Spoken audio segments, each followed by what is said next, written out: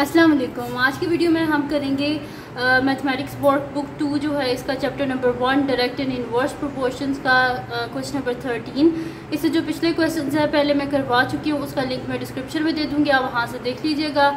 और अगर अभी तक आपने मेरा चैनल सब्सक्राइब नहीं किया तो उसको सब्सक्राइब कर दीजिए और बेल आइकन को लास्ट में प्रेस कर दीजिएगा ताकि आपको न्यू आने वाली वीडियोज़ के बारे में पता चल सके। तो स्टार्ट करते हैं। हमारे पास है कि the total cost of $C of manufacturing and batches of biscuits boxes is given by the formula. अच्छा, तो फार्मूला भी उन्होंने हमें बताया हुआ है कि जो मतलब कि कॉस्ट आती है जो बिस्किट के बॉक्सेस हैं उनको बनाने में, वो उसको जो है उसकी कॉस्ट को फाइंड आउट करने के लिए ये फार्मूला है कि C is equal to AN+B where A and B are the constant. ये A और B जो है ये कांस्टेंट वैल्यूज़ हैं और N जो है ये वेरिएबल है, यानी कि ये चेंज होता रहेगा। वो कह रहे हैं कि और N क्या नंबर ऑफ बॉक्सेस है। व्हेन वो कह रहे हैं कि 200 batches of biscuit boxes are manufactured, total cost वो कह रहे हैं कि जब 200 यानी कि जब 200 बैचेस बनाए गए हैं बिस्किट बॉक्सेस के तो उसके ऊपर कॉस्ट कितनी आई है 55,000। When 500 batches of boxes are manufactured the cost is 62,500। वो कह रहे हैं कि जब 500 बैचेस ऑफ बिस्किट बनाए गए तो कॉस्ट कितनी है 62,500। अब वो कह रहे हैं हमने करना क्या है इसमें, find the value of A and B। वो कह रहे हैं कि इस फार्मूला को फाइंड आउट करके और ये जो गिवन है हमारे पास N की वैल्यू और C की वैल्यू, जब वो कह रहे हैं ना कि 200 batches of biscuit boxes are manufactured total cost is 55,000, यानी कि C क्या 55,000, N क्या 200। तो यहाँ पे C को रखेंगे 55, N को रखेंगे 200 और यहाँ पे हम क्या कर लेंगे, यहाँ से हमारे पास जब हम वैल्यूज़ को यहाँ पे सब्स्टिट्यूट करेंगे तो हमारे पास आ जाएंगी। पहले एक इक्वेशन में जो है हम ये वाली वैल्यूज़ को सब्स्टिट्यूट करेंगे और एक इक्वेशन में ये वाली वैल्यूज़, फिर दोनों वैल्यूज़ जो भी हमारे देखेंगे उस हिसाब से कि सब्ट्रैक्ट करना है या ऐड करना है, और फिर हम क्या कर लेंगे यहाँ से एक हमारे पास बीच में से जो एक कांस्टेंट है A या B को ये एलिमिनेट हो जाएगा, वहाँ से हम जो है वो फाइंड आउट कर लेंगे फिर दूसरा। तो स्टार्ट करते हैं। यहाँ पे मैं लिख लेती हूँ कि मेरे पास क्या गिवन है पहले कि सबसे पहले तो हमारे यहाँ पे लिख लेते हैं ना सोल्यूशन, और उसके बाद जो गिवन इक्वेशन है वो मैं लिख लेती हूँ। तो सोल्यूशन और गिवन इक्वेशन क्या है मेरे पास कि C is equals to AN+B। ठीक है, तो पहले मेरे पास क्या गिवन है N बैचेस, यहाँ पे उन्होंने बोला हुआ है ना N बैचेस, यानी कि नंबर ऑफ़ बैचेस जो है वो N को रिप्रेजेंट कर रहा है। तो N की यहाँ पे वैल्यू क्या है 200 है। तो मैं यहाँ पे लिख देती हूँ कि when N is equals to 200 और C यानी कि जो कॉस्ट है वो हमारे पास क्या आई थी, जब 200 बैचेस को प्रिपेयर किया था तो उस पर कॉस्ट आई थी 55,000। तो C यहाँ पे क्या है मेरे पास $55,000। ठीक है, ये हो गया मेरे पास। तो इस हिसाब से ये इक्वेशन यहाँ पे क्या बनती है, C की जगह आ जाएगा 55,000 इज़ इक्वल्स टू A की वैल्यू तो हमें पता ही नहीं है, और N की जगह क्या आ जाएगा 200 और साथ में B एज इट इज़, क्योंकि B की वैल्यू भी हमें नहीं पता। तो 55,000 इज़ इक्वल्स टू 200 A+B, इसको बोल देते हैं हमारे पास इक्वेशन ये 1 है। अब क्या कर लेते हैं, सेकेंड ऑफ ऑल हमारे पास क्या गिवन था कि when 500 batches of biscuit boxes are manufactured the total cost is $62,500। अब N क्या 500 और कॉस्ट कितनी है 62,500। तो मैं यहाँ पे लिख देती हूँ कि when N is equals to 500 तो कॉस्ट कितनी है $62,500। तो फार्मूला क्या था, C is equals to AN+B। तो C क्या आ जाएगा मेरे पास 62,500 इज़ इक्वल्स टू A की वैल्यू तो हमें पता नहीं, N क्या है 500 प्लस B जो है वो भी एज इट इज़ आ जाएगी, यानी कि मेरे पास आ गया 62,500 इज़ इक्वल्स टू 500 A+B। इसको बोल देते हैं इक्वेशन नंबर 2। अब अगर आप देखें तो इसमें भी प्लस B है और इसमें भी प्लस B है। अगर हम इन दोनों इक्वेशन को सब्ट्रैक्ट करें, माइनस करें, तो इसका साइन चेंज हो जाएगा ना, तो प्लस और माइनस आपस में क्या हो जाएगा, ख़त्म हो जाएगा, यानी कि यहाँ से हमारे पास क्या आ जाएगी, वैल्यू आ जाएगी हमारे पास A की वैल्यू आ जाएगी। तो यहाँ पे हम माइनस करके देख लेते हैं, मैं सब्ट्रैक्ट कर लेती हूँ जो है इक्वेशन 2 में से इक्वेशन 1 को। तो यहाँ पे लिख देती हूँ मैं कि सब्ट्रैक्ट equation 1 from इक्वेशन 2, यानी कि इक्वेशन 2 में से इक्वेशन 1 को माइनस कर लेते हैं, तो इक्वेशन 2 को ऊपर लिख लेते हैं। 62,500 is equals to 500 a plus B, इसमें से माइनस कर लेते हैं 55,000 इज इक्वल्स टू क्या है मेरे पास 200 a प्लस बी। साइन चेंज होंगे, जाहिर सी बात है माइनस कर रहे हैं, ये प्लस है ये माइनस हो जाएगा, ये माइनस हो जाएगा। तो इसमें से हम माइनस करेंगे तो मेरे पास यहाँ पे क्या आ जाएगा 0 एज इट इज़ आ जाएगा, ये वाला 0 भी एज इट इज़ आ जाएगा, 5 एज इट इज़ आ जाएगा। यहाँ पे क्या हो जाएगा मेरे पास 12। तो 12 में से जब हम 5 को माइनस करते हैं तो पीछे हमारे पास क्या बचता है यहाँ पे 7। तो यहाँ पे आ जाएगा 7500 इज इक्वल्स टू 500 में से 200 को माइनस करो तो पीछे क्या आता है 300 a, और ये दोनों क्या हो जाएंगे कैंसिल आउट। तो यहाँ से a की वैल्यू फिर क्या आ जाएगी 300 इधर आके डिवाइड हो जाएगा ना, तो a is equals to 7500 divided by 300। ये आ गया मेरे पास, ज़ीरोज़ और ज़ीरोज़ कैंसिल आउट, और 3 क्या होता है हमारे पास 25 सा होता है हमारे पास 75, क्योंकि 25 3 सा क्या होता है 75। तो a इज इक्वल्स टू क्या आ गया मेरे पास 25। इस तरह मैं आपको साइड पे ना इनको स्टेप बाय स्टेप भी करके दिखा देती हूँ, ये ना आप लोग कंफ्यूज ही हो जाए कि एकदम से कैसे कटिंग होगी। 25 आ गया, ये था मेरे पास, ठीक है। इन दोनों ज़ीरोज़ को पहले मैंने कटिंग की है, फिर मैंने लिख दिया 75/3, और 3 क्या होता है 25/75, इस वजह से आया a 25, ठीक है।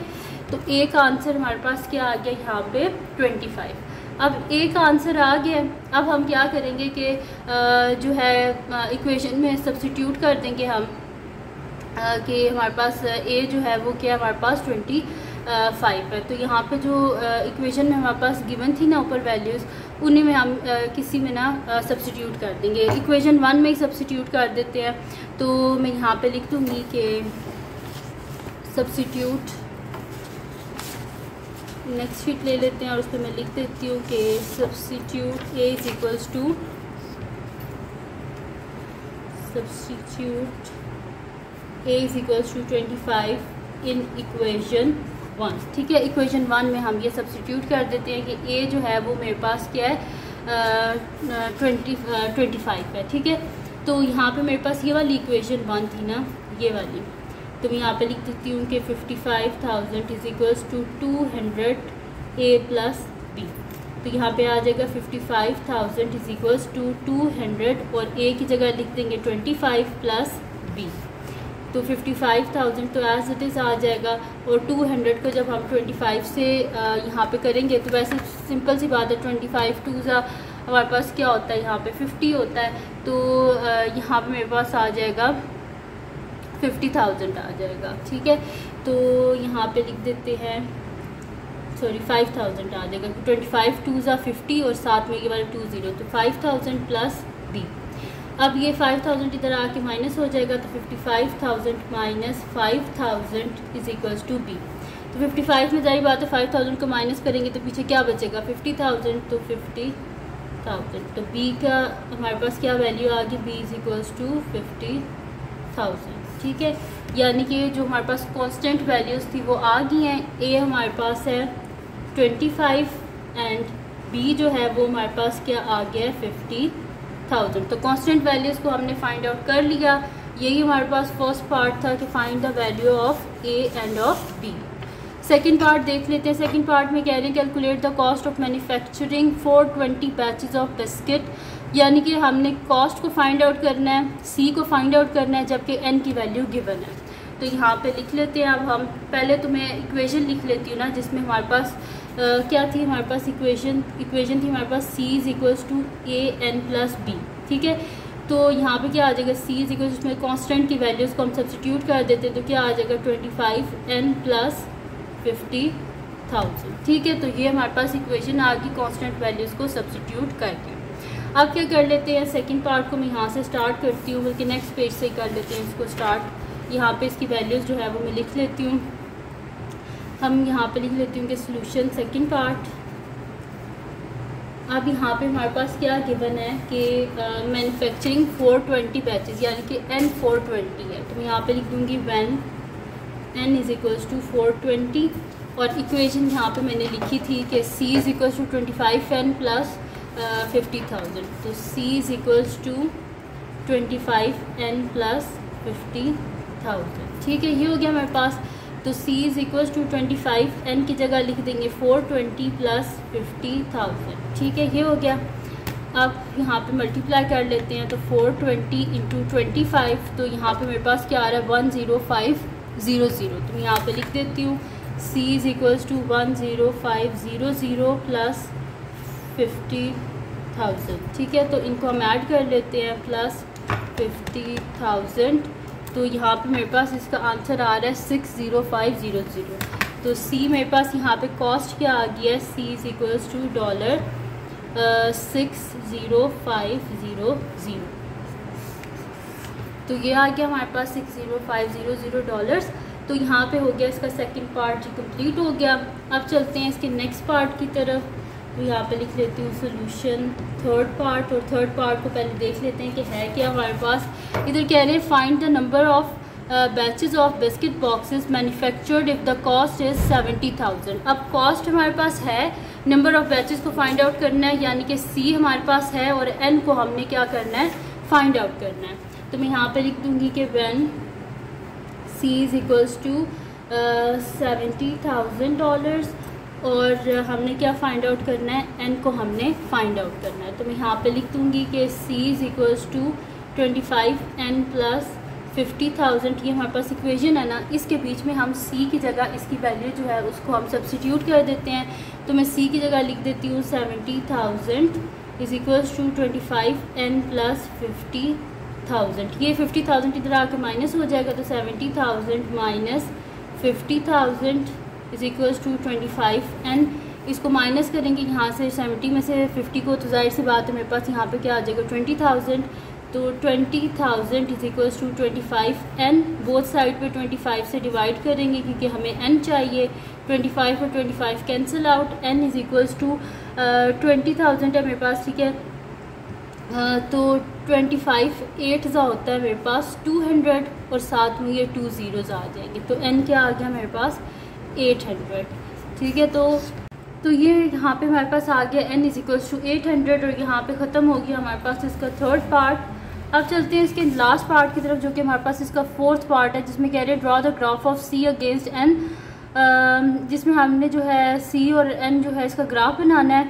और इसमें हमने ये चीज़ बतानी है कि C is directly proportional to n। क्या C और n आपस में डायरेक्टली प्रोपोर्शनल है? डायरेक्टली प्रोपोर्शनल तब हो सकते हैं कि जब हम उनका ग्राफ बनाएं तो वो जो ग्राफ है वो ओरिजिन को टच करे। तो अगर जो ओरिजिन को टच किया इसका मतलब है डायरेक्टली प्रोपोर्शनल है, और अगर ना टच किया इसका मतलब है नहीं है। तो फिर graph, use the graph to explain. हमने यहाँ पे इसका ग्राफ बनाना है और इसको एक्सप्लेन करना है। ठीक है, तो अब इसमें हम क्या करते हैं यहाँ पे कि आप बेशक ग्राफ पेपर ले लेना। तो मैं यहाँ पे आपको सिंपल जो है वो पेज पे बता देती हूँ कि आपने इसको बनाना किस तरह है। तो इसको आपने इस तरह बनाना है कि हम यहाँ पे ले लेंगे, मेरे पास यहाँ पे इनने बोला ना हमें कि C और N का हमने बनाना है। तो मैं यहाँ पे ले लेती हूँ जो मेरे पास है हॉरिजॉन्टल जो एक्सिस है, यानी कि जो एक्स एक्सिस हमारे पास होता है उसमें मैं यहाँ पे ले लेती हूँ N को। तो यहाँ पे बना लेते हैं, ये मेरे पास हो गया N, और यहाँ पे मैं ले लेती हूँ C। ठीक है, जो वर्टिकल एक्सिस है उसमें मैंने यहाँ पे C को ले लिया। ये हो गया मेरे पास यहाँ पे ओरिजिन।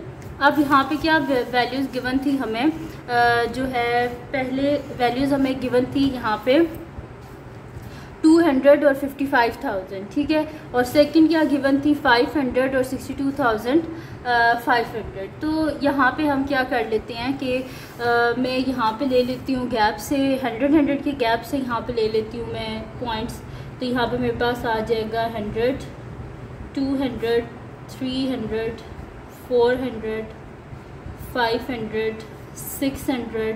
ठीक है, ये मैंने यहाँ पे ले ली और ये मेरे पास यहाँ पे n है। ठीक है, और यहाँ पे हम क्या ले लेते हैं इस साइड पे में जो है वो 1000 का मतलब ये 10,000 फिर 20,000 और इस तरह कर देते हैं 0। इसके बाद कर लेते हैं हम 10,000 फिर 20,000 फिर कर लेते हैं 30,000 फिर 40,000 फिर 50,000 और फिर 60,000 और फिर 70,000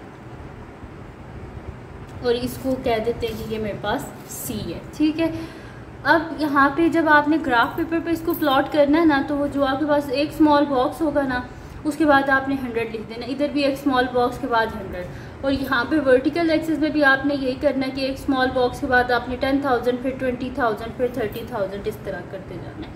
अब हमारे पास क्या था, फर्स्ट पॉइंट हमारे पास क्या गिवन था कि इस इक्वेशन में वो हमें बता रहे थे कि व्हेन 200 बैचेस, यानी कि जब n हमारे पास 200 है तो c क्या होगा, हमारे पास कॉस्ट क्या है 55,000। ठीक है, तो यहाँ पे मेरे पास क्या है, n वो कह रहे हैं कि हमारे पास 200 है, यानी कि ये है 200, तो मैं इसको ऊपर ले जाती हूँ। ठीक है, तो इसको यहाँ पे हम ऊपर लेके आते जाते हैं। ठीक है, ये 200 हो गया, और यहाँ पे क्या है 55,000, तो यहाँ पे क्या होगा मेरे पास 50,000 और 60,000 की यहाँ पे मिडल में ही होगा ना 55,000, तो यहाँ पे आ गया मेरे पास ये वाला पॉइंट, यानी कि फर्स्ट पॉइंट हमारे पास ये हो गया।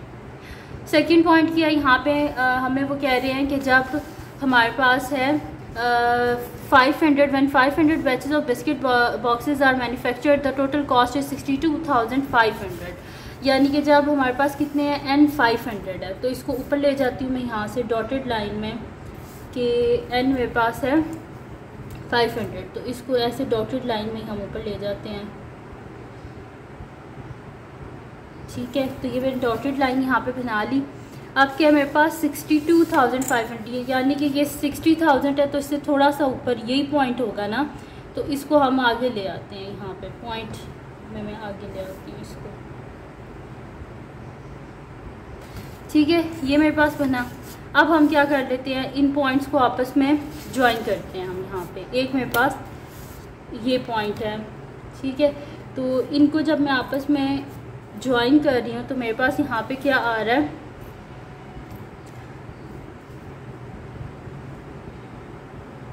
ये एक मेरे पास पॉइंट है ना, ये और ऐसे।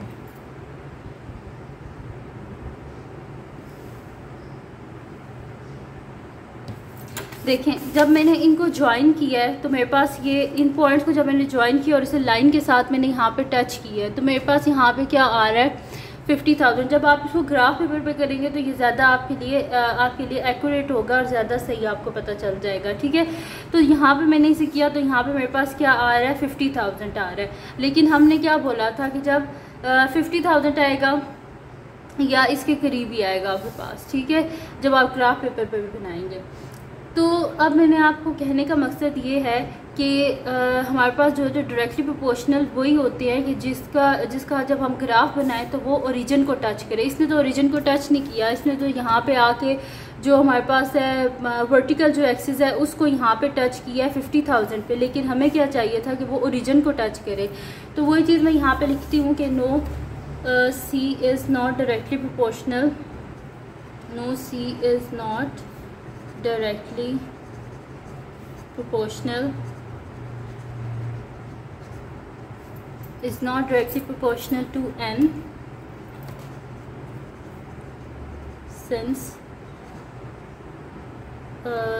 यहाँ पे हम लिख देते हैं it does not pass the origin। ठीक है, तो या इसको पूरा लिख देते हैं कि जो लाइन है हमारे पास उसने पास नहीं किया, तो यहाँ पे लिख देते हैं since the graph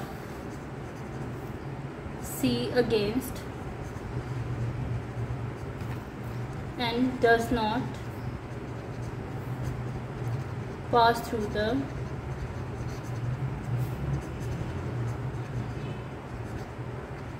क्योंकि जो हमने ग्राफ बनाया है इसको इसमें जो हमने सी अगेंस्ट एन का जो हमने ग्राफ बनाया है इसने ओरिजिन को टच नहीं किया, इस वजह से ये दोनों आपस में डायरेक्टली प्रोपोर्शनल नहीं है। तो ये थी जी आज की वीडियो जिसमें मैंने आपको करवाया है वर्कबुक 2 के चैप्टर नंबर 1 का क्वेश्चन नंबर 13। तो अगर ये वीडियो आपके लिए हेल्पफुल है तो उसको लाइक कीजिएगा, मेरे चैनल को सब्सक्राइब कीजिएगा और बेल आइकन को लाजमी प्रेस कर दीजिएगा ताकि आपको न्यू आने वाली वीडियोस के बारे में पता चल सके। और जो मेरा सेकंड चैनल है जिसके बीच मेरी कुकिंग की, क्राफ्ट्स की, रीडर्स की, ट्रैवलिंग की वीडियोस हैं, उसका लिंक डिस्क्रिप्शन में, उसको भी सब्सक्राइब कर दीजिएगा और अपनी दुआ में लाजमी याद रखिएगा। अल्लाह हाफ़िज़।